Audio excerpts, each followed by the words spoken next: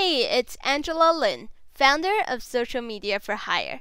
In this video, you're going to learn how you can create social media content while saving time and effort by legally using other people's content. And this content will both be informative as well as increase traffic for you. So let's go right into it.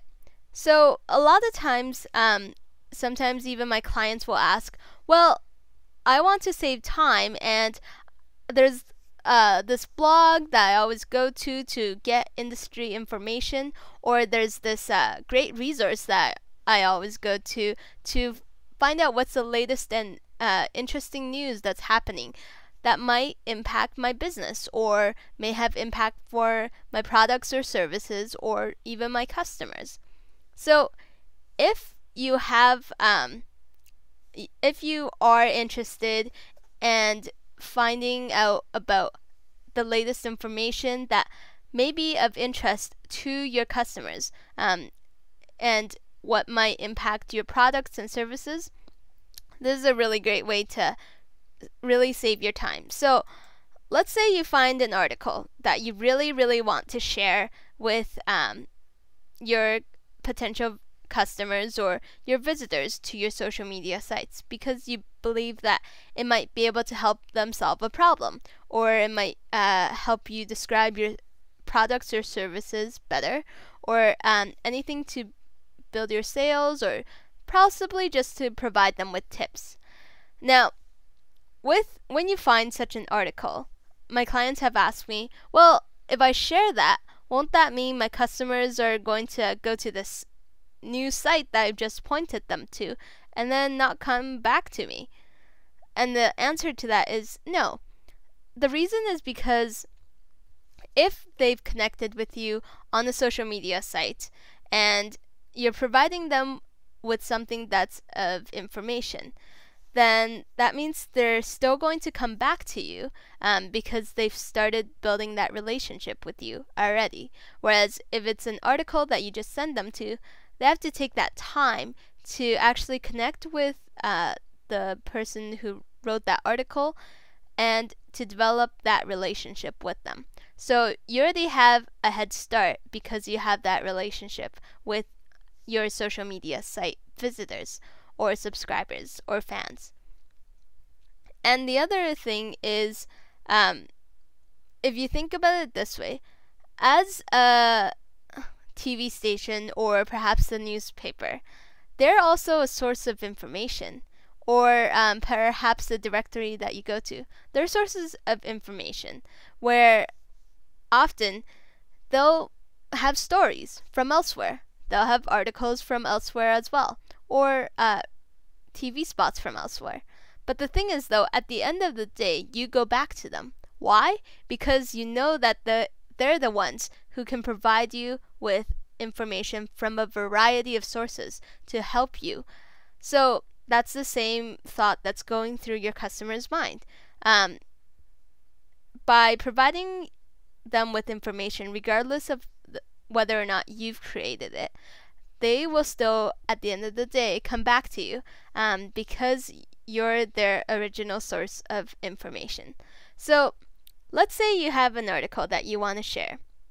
Well, how do you save time? So the first thing that you could do is you can simply start with the title of the article. So I can just say, I'll just copy and paste the article title, and then after that I will maybe start typing about some main points that the article has. So this is a great way because not only are you finding out about industry information, meaning business learnings for you, but at the same time, you're also providing your customers with information. And the way to do that is to read through the article so that you understand how it impacts you as your business.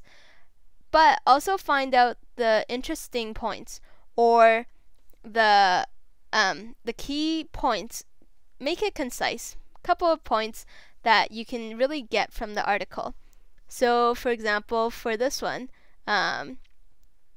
maybe these are the main points. So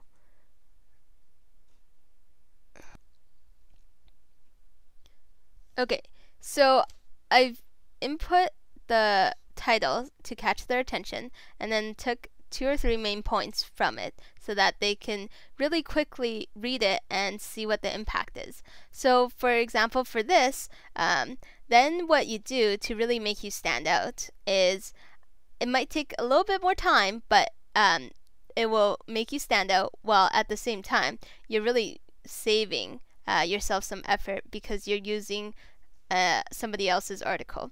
So now you add your analysis to it. So I'll just quickly say that therefore from this you may want to target your advertising specifically to women, since there's more of them using social media sites. On social media sites. Okay, so after you've put in the title, put in the main points, then you create your analysis, which will make you stand out, since not only are you sharing useful information to them, but you're also adding your credibility and your knowledge to it. So then what you do is then you include a link. So basically you would copy and paste that link of that article, and you would just hit attach. So now people can see this is a great way for you to have the information. They can read it, and if they want more information, then they'll click into it. So, and then you just hit share.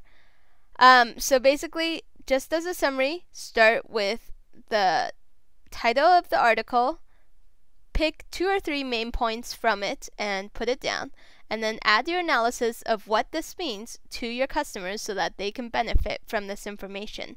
And finally, end it with the link of the article. So this would be the way that you can use somebody else's content in a legal fashion, while at the same time saving yourself time and effort.